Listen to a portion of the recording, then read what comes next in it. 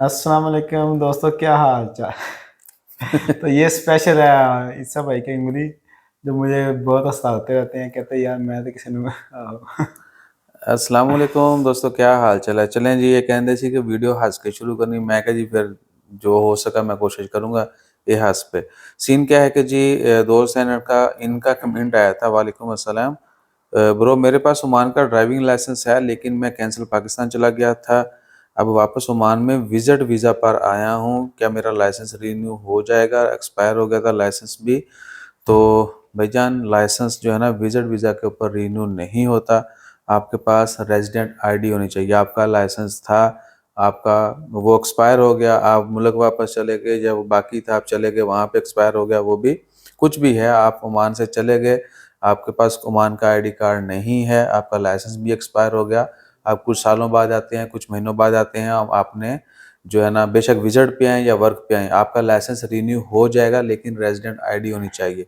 ठीक है, ओमान आ सकते हैं, लाइसेंस वैलिड होगा तो आप यूज़ भी कर सकते हैं, ऐसे ना जी। बिल्कुल ऐसा। और अगर आपका विजिट वीज़ा है तो लाइसेंस रीन्यू नहीं होगा। अगर एक्सपायर हुआ लाइसेंस है, वो विजिट वीज़ा के ऊपर रीन्यू नहीं होगा। उसके लिए आपके पास ओमान की रेजिडेंट यानी बताका जो है वो वैलिड होना चाहिए।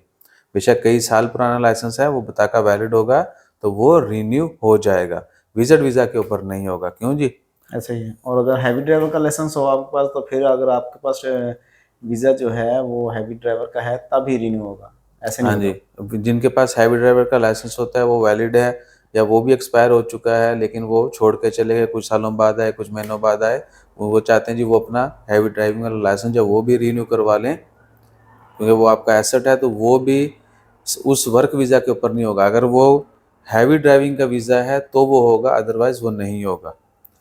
तो और कोई इस हवाले से कोई है ये है इन्फॉर्मेशन? कि जिनके एक्सपायर हो जाए वो कई साल बाद करवाते हैं, उनको फ़ीस तो सेम रहती है ना, सेम रहती है, सही। कोई यानी वो नहीं है 20 रियाल फ़ीस है खलास। और बाद लोग कहते हैं कि जी हमारी कंट्री का जो है वो इंटरनेशनल लाइसेंस है, तो हम क्या यहाँ ड्राइव कर सकते हैं? तो वो ड्राइव कर सकते हैं, लेकिन जब तक विजिट पे हैं। हाँ, और अगर रेंटा कार वैसे भी। हाँ जी, अगर आपका रेजिडेंट में इधर इधर यहाँ ओमान का बन गया, तो फिर आपने ओमान का लाइसेंस लेना है।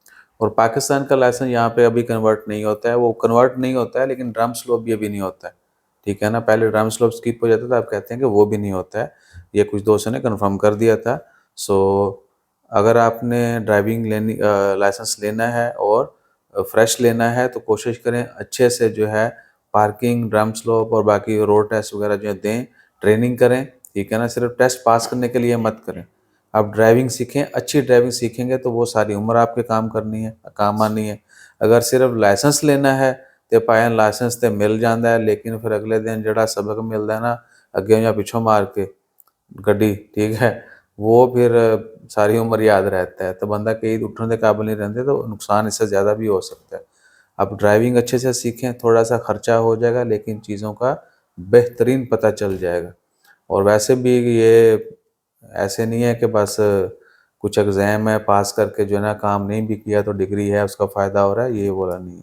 यहाँ पे आपको काम सीखना है, वो करना है, उसको रिपीट करना है, और हर दिन आपने अच्छे से अच्छी ड्राइविंग करनी है, तो आप रोड के ऊपर महफूज रहेंगे, वो दूसरे भी आपसे महफूज रहेंगे। अच्छे से ड्राइविंग सीख लिया करें। और कोई किधर से नहीं पाया? जी जी, अच्छे से सीखने का मतलब यही है कि आप खुद जो है दाखिला लें ओमान में। ठीक है। हाँ जी, वो बार वाला काम जो है ना, वो नहीं, बिल्कुल। बंदे बन जाओ तो सही, तो like share subscribe follow comment भी करा करो। और कहीं कोई जुगाड़ की ज़रूरत हो तो बिस्मिल्लाह, जज़ाकल्लाह, अल्लाह अल्लाह हाफिज़। हाफिज़।